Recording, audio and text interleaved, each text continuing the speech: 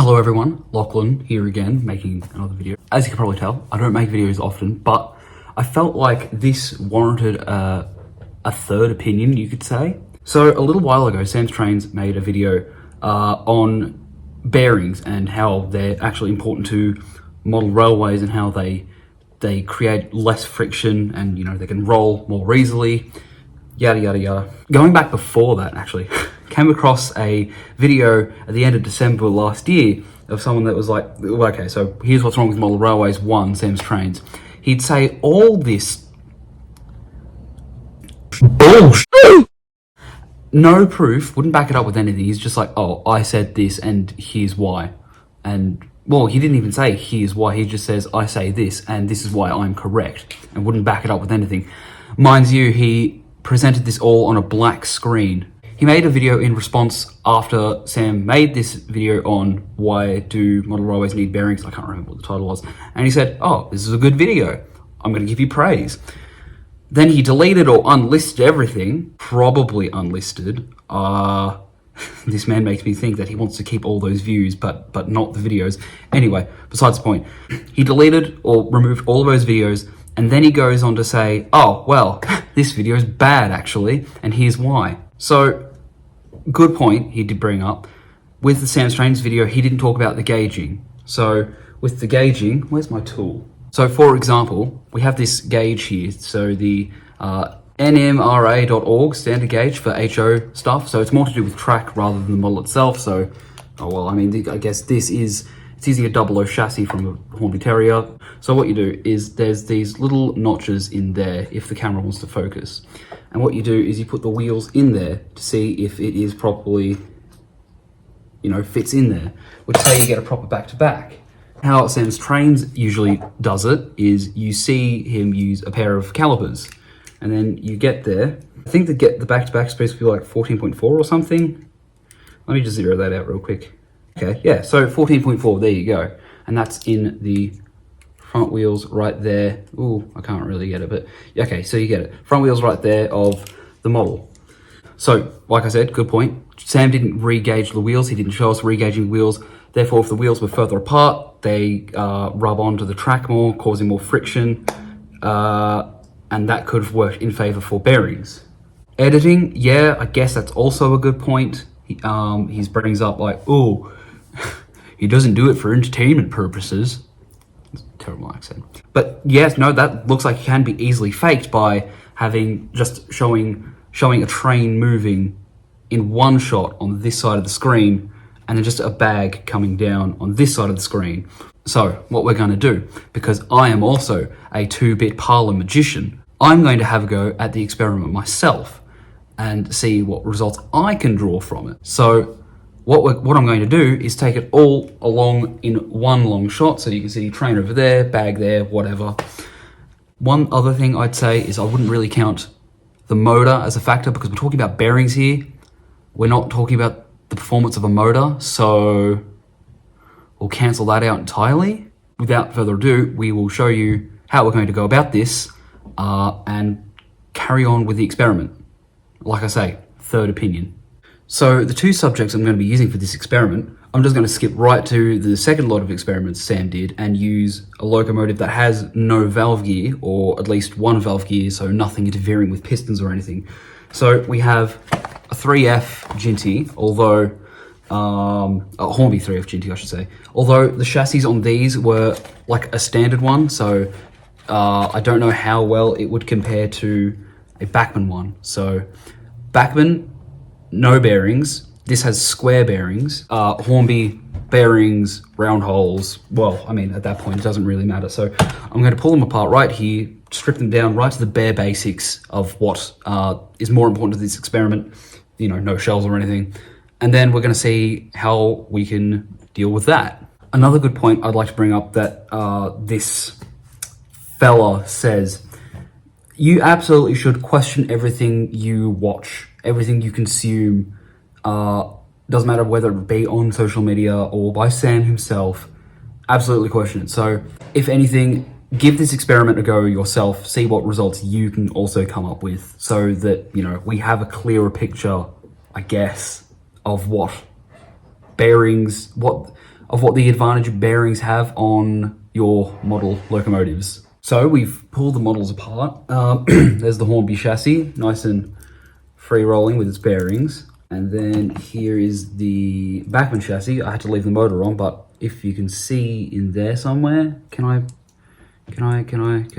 So you can see there, it's just a piece of plastic in between the motor housing and the chassis, and it disengages one of the gears. So rather than pulling it all apart, because all the wires are connected and everything. So the next thing to do is to weigh the models, and if one weighs more than the other, then we put weight on the lighter one to make them weigh the same thing so that we can sort of get the same results. So we'll get onto that in a moment. Okay, so now we're going to weigh both chassis. So here we go, Hornby chassis, that comes up as 10.5. Can't really, how the hell do I, okay, well, I'll tilt the camera forward, 10.5.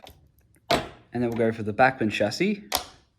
So motor and all, that's only 9.1. So we're gonna have to add more weight to that. Does that give us 10.5? There we go, 10.5.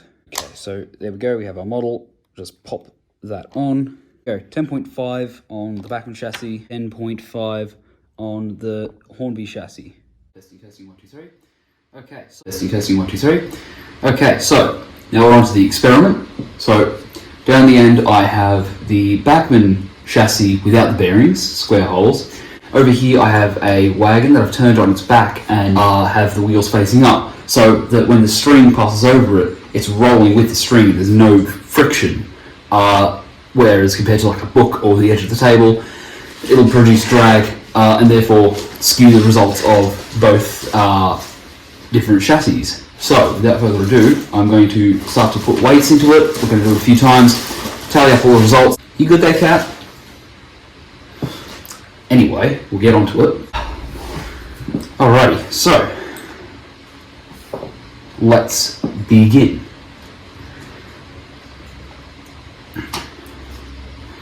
One, 2, 3, 4. That moved. Whoop. 5. 6.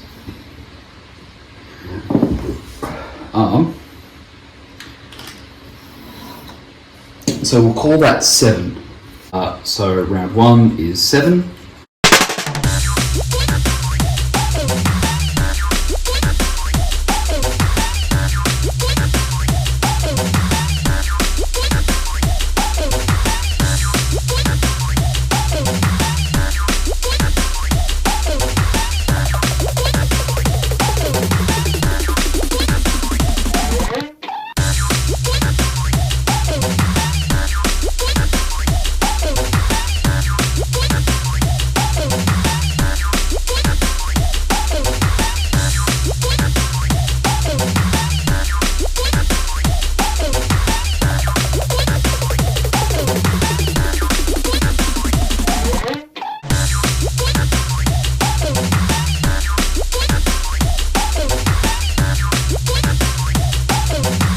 Okay, so we'll tally that up soon, but we'll attach it now to the Hornby chassis.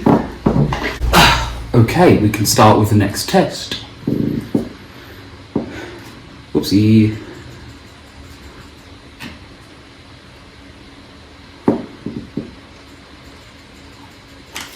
One, 2, 3.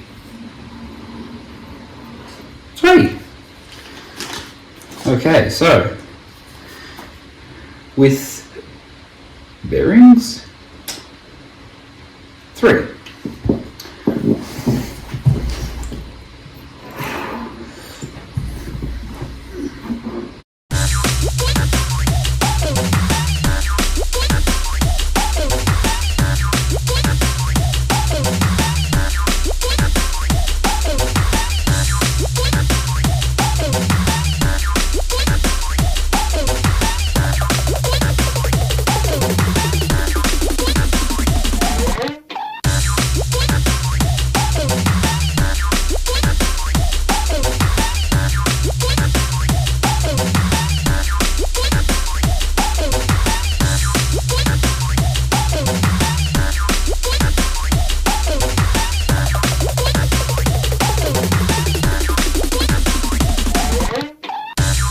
Yeah, okay, so those are the results.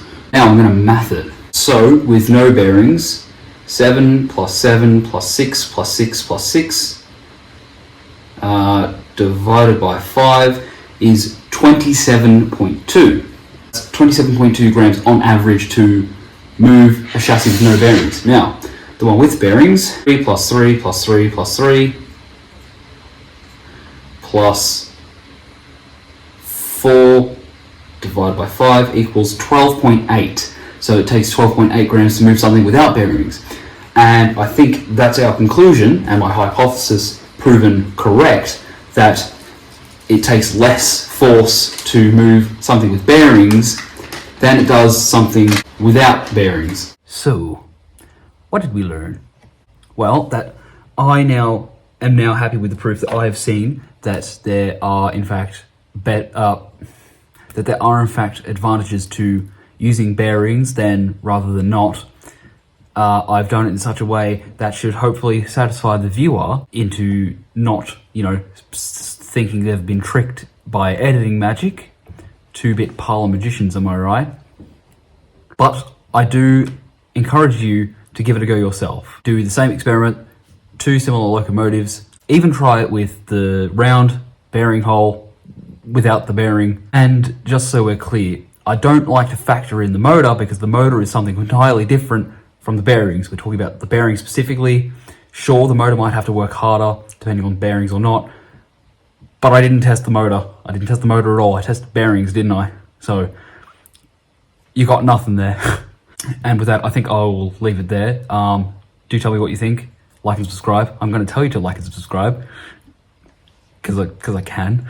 And thanks for watching. Goodbye. That's what's up. Hell yeah.